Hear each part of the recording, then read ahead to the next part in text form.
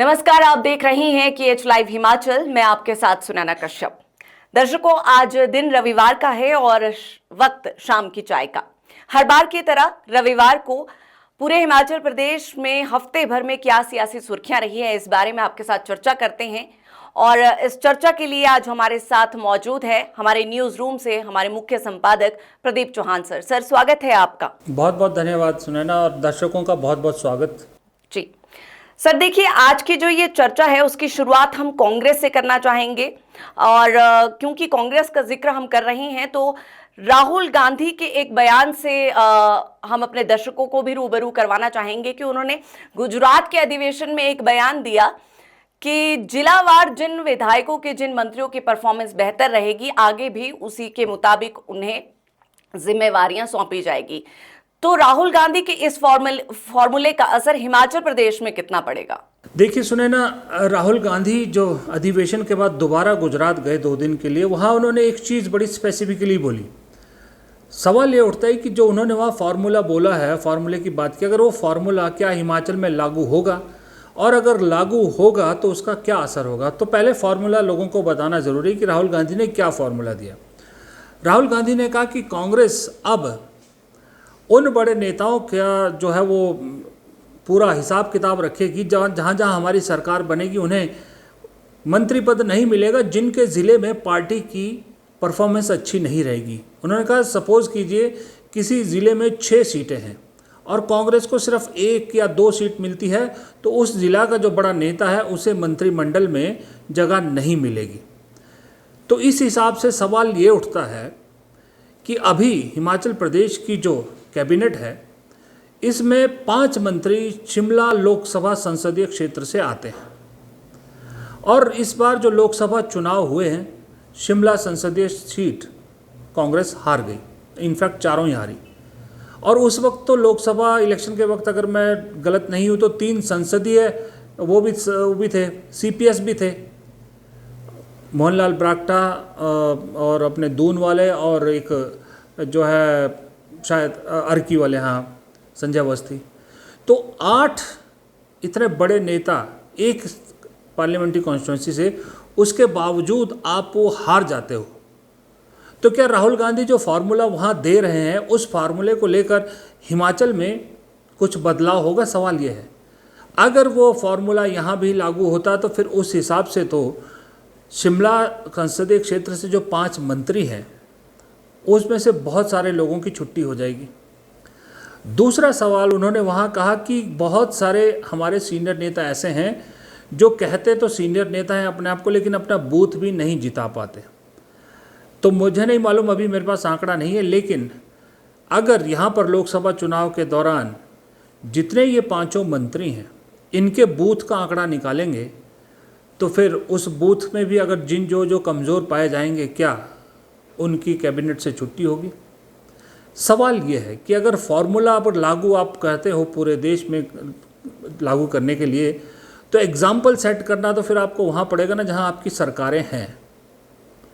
क्योंकि जहाँ सरकारें नहीं हैं, आप वहाँ ये फार्मूला लागू करोगे, और जब अगर आपकी सरकार अगर बनने की स्थिति आती है तो वो बड़ा नेता फिर एग्जाम्पल वही देगा कि देखिए हिमाचल में, कर्नाटक में, तेलंगाना में तो वो सब मंत्री थे जिनके यहाँ चुनाव हारे थे, तो हमारी बारी में ऐसा क्यों?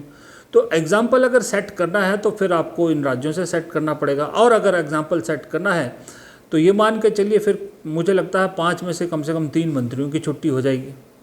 अब जो बचेंगे उसमें आप वरिष्ठता देखेंगे या विनिंग कैपेबिलिटी देखेंगे या उनके बूथ पर कितना वोट पड़ा ये देखोगे, ये पार्टी का काम है, अलग चीज़ है।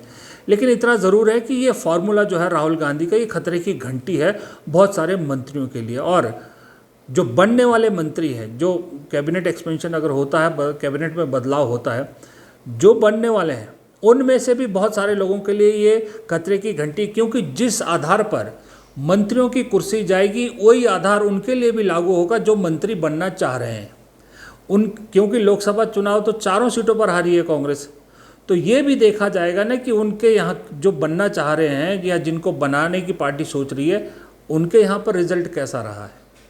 तो ये अब ऐसी तलवार है, चलेगी तो सबकी कटेगी और जो बचेगा वही मंत्रिमंडल में शामिल होगा, अगर फार्मूला लागू होता है राहुल गांधी का। तो जी सर देखिए, अगर ये फॉर्मूला लागू होता है और अगर परफॉर्मेंस के बेस पर आगे जिम्मेवारी इन नेताओं को दी जाती है, तो क्या आपको नहीं लगता है कि इससे जो गुटबाजी कांग्रेस में अभी है वो और ज्यादा प्रखर हो सकती है, या बगावत जिस तरह से पहले हुई है राज्यसभा चुनाव के दौरान वैसी ही परिस्थितियां आगे आने वाले समय में भी हो सकती है? देखिए सुने ना, गुटबाजी को रोकने के लिए ही तो ये चीज़ की गई है कि ये जो गुटबाजी वाले नेता हैं जो दूसरों के सिर पर अपनी राजनीति चलाते हैं, उन्हें साइडलाइन करने के लिए ही ये फार्मूला निकाला गया है। उन्हें साइडलाइन करने के लिए तो कांग्रेस ज़िला अध्यक्षों को पावर देना चाहती है, ताकि ज़िला अध्यक्ष जो है वो जिम्मेदारी होगी उसकी, जिन जिन का नाम रेकमेंड करेगा वो, क्योंकि उसकी खुद की कुर्सी भी खतरे में ना। मान लीजिए चुनाव आते हैं और जिला अध्यक्ष 5 नाम रेकमेंड करता है कि इनको जो है वो टिकट मिलनी चाहिए, और वो उसमें बैठता भी है, इलेक्शन कमेटी की मीटिंग में भी बैठता है। अगर वो नहीं जीत पाते हैं तो उसकी खुद की कुर्सी भी खतरे में है। और आज की डेट में जैसा कांग्रेस कह रही है उस हिसाब से तो प्रदेश अध्यक्ष के बाद सबसे पावरफुल जिला अध्यक्ष होने वाला है। जिला अध्यक्ष को फाइनेंशियल पावर देने की बात कर रही है कांग्रेस, जिला अध्यक्ष को कैंडिडेट सिलेक्शन की बात कर रही है, सब कुछ जिला अध्यक्ष के पास जा रहा है। तो गुटबाजी को ख़त्म करने के लिए ये जो है ये सारी कवायद की जा रही है। रही बात बगावत की, बगावत से मुझे ऐसा लगता है कि अब शायद कांग्रेस ने, खास करके राहुल गांधी ने, वो छोड़ दिया है, वो डर अब उन्होंने छोड़ दिया है कि अगर गुट पार्टी टूट जाएगी, चली जाएगी, अब वो है नहीं। उसके लिए मेरे ख्याल वो तैयार है, क्योंकि वो जानते हैं कि अगर पार्टी की ओवरऑलिंग करनी है तो ये छोटे मोटे नुकसान सहने के लिए तैयार है लॉन्ग टर्म पे, अगर पॉजिटिव रिजल्ट चाहते हैं। तो वो गुटबाजी का डर ख़त्म है। और रही बात वो जो सरकार या टूटने की, ये पार्टी टूटने की है, वो डर भी अब नहीं है। मुझे लगता है पार्टी उससे ऊपर आ गई। जी ठीक सर, देखिए हमारे पिछली दफ़ा हमने एपिसोड में कहा था, अपने दर्शकों से अनुरोध किया था कि वो अगर चाहते हैं किसी मुद्दे पर हम चर्चा करें तो हम उन मुद्दों पर चर्चा करेंगे। और पिछली बार एक कमेंट जो था वो शिमला संसदीय क्षेत्र को लेकर था, तो हम उम्मीद करते हैं कि शायद उन्हें भी शिमला संसदीय क्षेत्र के सवाल का जवाब मिल गया हो। और अब अगर हम प्रदेश की बात कर ही रहे हैं तो देखिए एक चर्चा और जो है उस पर हम आना चाहेंगे। नेशनल हेराल्ड करके जो अखबार है वो देश से लेकर प्रदेश की सुर्खियों में बना हुआ है, और हाल में सुक्खू सरकार द्वारा 2 करोड़ से ज्यादा के विज्ञापन देने की खबरें चर्चा में बनी हुई है। सवाल उठ रही हैं कि प्रदेश की आर्थिक स्थिति ठीक नहीं है, अर्थव्यवस्था बिगड़ी हुई है, कर्मचारियों को, पेंशनरों को वेतन देने के लिए पैसे नहीं हैं, और एक ऐसे अखबार को 2 करोड़ से ज्यादा का विज्ञापन यहां पर सरकार ने दे दिया है, जिसे हिमाचल प्रदेश की जनता ने शायद देखा भी नहीं है। तो इस पर आप क्या कहेंगे? देखिए सुने ना, बात नेशनल हेराल्ड की या बात विज्ञापन की नहीं है। विज्ञापन तो जितना सुक्खू सरकार दे रही है, जयराम ठाकुर सरकार भी उतनी ही देती थी, क्योंकि वक्त के साथ हर चीज़ का प्राइस बढ़ता है। तो जो अगली सरकार आएगी वो भी इतना ही देगी, लेकिन उसका प्राइस थोड़ा और बड़ा दिखेगा, क्योंकि रेट बढ़ते हैं ऐड के। यहाँ विज्ञापन देने या ना देने का सवाल नहीं है, यहाँ मामला है नेशनल हेराल्ड का। नेशनल हेराल्ड वो अखबार है जिसको लेकर इस वक्त सोनिया गांधी और राहुल गांधी को ईडी ने चार्जशीट कर दिया है।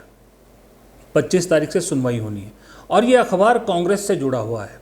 दिक्कत यह है कि कांग्रेस से जुड़े अखबार को ऐड क्यों दी गई। देखिए ये भी कोई नई चीज़ नहीं है, क्योंकि राजनीति है, राजनीति करनी है, बीजेपी को भी करनी है, कांग्रेस को भी करनी है। जब बीजेपी सरकार होती है तो बीजेपी सरकार जो है उनको ऐड देती है जो संघ और इनसे जुड़े प्रकाशन होते हैं, जिसमें पांचजन्य भी है, ऑब्जर्वर भी है, और भी चीज़ें हैं, 2-3 और भी हैं। अपने अपने को देखिए, सरकार अपनी हो, पार्टी की सरकार हो, तो अपनी संस्थाओं को चलाने के लिए वो सरकार मदद तो करती है, पार्टी चलाने के लिए भी मदद करती है, इसमें कोई दो राय नहीं है। बीजेपी की अगर इतनी सरकारें नहीं होती पूरे देश में तो बीजेपी आज इतनी स्ट्रांग नहीं होती फाइनेंशियली, इसीलिए हुई ना कि उन कितने राज्यों में सरकारें हैं। तो ये मुद्दा ऐड देने का या उसका नहीं है, ऐड नेशनल हेराल्ड नाम जो है ना, नेशनल हेराल्ड, उसको दी गई है, इसलिए इस पर राजनीति हो रही है। और मुझे लगता है ये ऐसा मुद्दा नहीं है कि जिसमें बहुत ज़्यादा वक्त हमें या दर्शकों को बिताना चाहिए, क्योंकि ये हर बार चेंज होगा। अगली बार बीजेपी की अगर सरकार आएगी तब उनके प्रकाशन को मिलेगी ऐड, तब भी सवाल उठेंगे। पिछली बार मुझे याद है जयराम ठाकुर की सरकार के वक्त कुछ मीडिया हाउसेस को, क्या मीडिया हाउसेस भी नहीं है हिमाचल में, तो किसी को मीडिया हाउस भी नहीं कह सकते इतना बड़ा, जो लोकल चैनल्स हैं उनको कुछ लोगों के नाम थे कि इनको इतनी ऐड क्यों दी गई। तो ये कंट्रोवर्सी हर बार हर एक के साथ होती है, अगली बार फिर होगी। आज है बात सिर्फ नेशनल हेराल्ड की है, वो भी इसलिए कि चार्जशीट हुए हैं सोनिया गांधी, राहुल गांधी। अगर इस मामले में चार्जशीट नहीं हुए होते तो शायद इतना जिक्र भी ना होता। तो इस मुद्दे पर ज़्यादा मुझे लगता है वक्त देने की ज़रूरत नहीं है। जी सर, चलिए इस मुद्दे को यहीं पे हम क्लोज करेंगे, लेकिन भारतीय जनता पार्टी पर भी चर्चा करनी ज़रूर बनती है। और क्योंकि अब नड्डा हिमाचल दौरे पर हैं सर, तो ऐसे में सियासी सरगर्मियां भी बढ़ चुकी हैं। इस नड्डा के इस दौरे को, भारतीय जनता पार्टी के जो राष्ट्रीय अध्यक्ष हैं, उनके इस दौरे को हर कोई अपने अपने लिहाज से इसका आंकलन कर रहा है, विश्लेषण कर रहा है। चंबा दौरे से उनका ये दौरा शुरू हुआ है, चंबा से शुरुआत की है और आगामी दिनों में कांगड़ा के और अन्य जगहों पर भी उनके दौरे संभावित है। ऐसे में इस दौरे को राजनीतिक लिहाज से कैसे देखा जा सकता है, क्योंकि भारतीय जनता पार्टी में इस वक्त अंदर खाते जो चल रहा है वो सबको पता है। देखिए सुनैना, ये इम्पोर्टेंट सवाल आपने पूछा कि इस पर बात करने में ज़रूरी है, क्योंकि हम जानते हैं, दर्शक भी जानते हैं कि जेपी नड्डा का राष्ट्रीय अध्यक्ष के तौर पे कार्यकाल पूरा हो चुका है। राष्ट्रीय अध्यक्ष के तौर पे नए कैंडिडेट की तलाश चल रही है। अब उसको लेके क्या हो रहा है क्या नहीं हो रहा वो हम अलग किसी दिन बात करेंगे, क्योंकि लंबा एपिसोड हो जाएगा। लेकिन इस बीच जेपी नड्डा का हिमाचल आना और इतने दिन लगाना दो चीज़ों की तरफ संकेत करता है, जितनी मेरी राजनीतिक समझ है। पहला तो ये है कि जेपी नड्डा हिमाचल में मतलब अपने जाने से पहले शायद कोई अध्यक्ष ऐसा देना चाहते हैं, अपने आदमी को यहाँ पर अपना अध्यक्ष बनाना चाहते हैं, क्योंकि जो नया राष्ट्रीय अध्यक्ष बनाएगा फिर वो ना मालूम किसके हिसाब से प्रदेश अध्यक्ष बनाए। तो मुझे लगता है जेपी नड्डा एक बार फाइनल करके जाएंगे इस बार कि किसको प्रदेश अध्यक्ष बनाना है। जेपी नड्डा अपने आदमी को बनाना चाहेंगे। दूसरा ये है कि जेपी नड्डा इतने दिन यहाँ पर लगा रहे हैं, तो क्या ये माना जा सकता है या ये संकेत है कि जेपी नड्डा राष्ट्रीय अध्यक्ष नहीं रहेंगे? केंद्रीय मंत्री हैं, हेल्थ मिनिस्टर हैं, बहुत पावरफुल मिनिस्ट्री है, लेकिन अगले जो चुनाव होने हैं विधानसभा के, क्या नड्डा जी उसके लिए ज़मीन तलाश कर रहे हैं, इसलिए प्रदेश में इतना लंबा दौरा कर रहे हैं, उसकी तैयारी कर रहे हैं? क्या नड्डा जी प्रदेश में लौटना चाह रहे हैं? देखिए, जब तक तो वो राष्ट्रीय अध्यक्ष थे तब तक तो ये तय था कि उनके लिए हिमाचल बहुत छोटी जगह, बड़े उससे नीचे क्यों आएंगे। लेकिन अब जब राष्ट्रीय अध्यक्ष नहीं रहेंगे, देखिए हर आदमी की एक इच्छा होती है कि अपनी राजनीतिक पारी को एंड में या राजनीतिक पारी में कभी ना कभी अपने प्रदेश पे शासन ज़रूर करे, अपने प्रदेश को चलाए। तो नड्डा जी में भी कहीं अंदर वो इच्छा शायद जग रही है कि वो अपने प्रदेश के मुख्यमंत्री के तौर पे भी उन्हें जाना जाए। तो शायद इसलिए मैं कयास लगा रहा हूँ, सिर्फ और सिर्फ कयास लगा रहा हूँ, इसमें कोई पुख्ता मेरे पास जानकारी है, मैं इसका दावा नहीं करता। लेकिन एक राष्ट्रीय अध्यक्ष अगर इतने दिन लगा रहा है तो उससे ये दो तीन चीज़ें का संकेत मिलता है।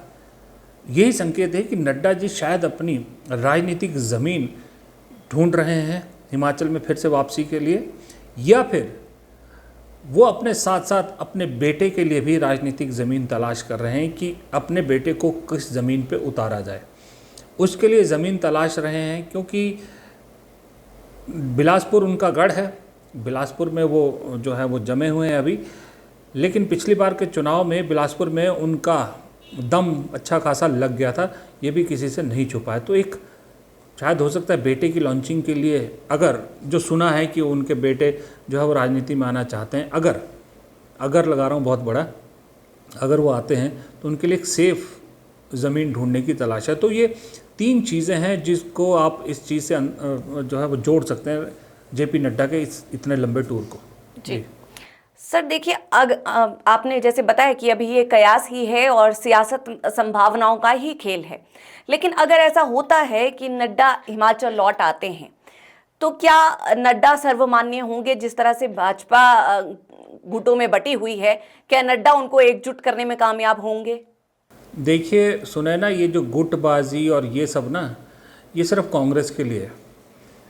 बीजेपी में जिस पर एक बार मोदी जी की उंगली लग गई या अमित शाह की उंगली लग गई, किसी की हिम्मत नहीं है कि उनके खिलाफ आवाज़ उठा सके। अगर नड्डा जी आना चाहें हिमाचल में तो उन्हें कोई नहीं रोक सकता। नड्डा जी का इतना बड़ा स्टेचर तो है कि यहाँ पर वो एक बार कह दें कि मुझे वहाँ पर स्टेट में जाना है, और पार्टी अगर जीतती है तो उन्हें मुख्यमंत्री अगर बनना होगा तो कोई नहीं रोक सकता, क्योंकि इतने क्लोज रिलेशन है मोदी जी के साथ, अमित शाह के साथ उनके, कि उनके खिलाफ कोई आवाज़ नहीं उठेगी। हाँ, ये जो आपस में जो एक दूसरे के खिलाफ आवाज़ उठाते हैं वो अलग बात है। यहाँ तक कि मुझे लगता है अनुराग ठाकुर के लिए भी उतना आसान नहीं होगा, लेकिन अगर नड्डा जी चाहेंगे तो सवाल ही पैदा नहीं होता कि कोई आवाज़ उठ सके। उठेगी भी तो उस आवाज़ को सुना नहीं जाएगा, ये तय है जी। देखिए सर, ये तो आपने सही कहा, और ये सब जग जाहिर भी है कि भाजपा में आलाकमान का डंडा जब चलता है तो अनुशासन जो है वो आ जाता है अपने आप ही, चाहे बगावत के जितने भी सुर लगे हों।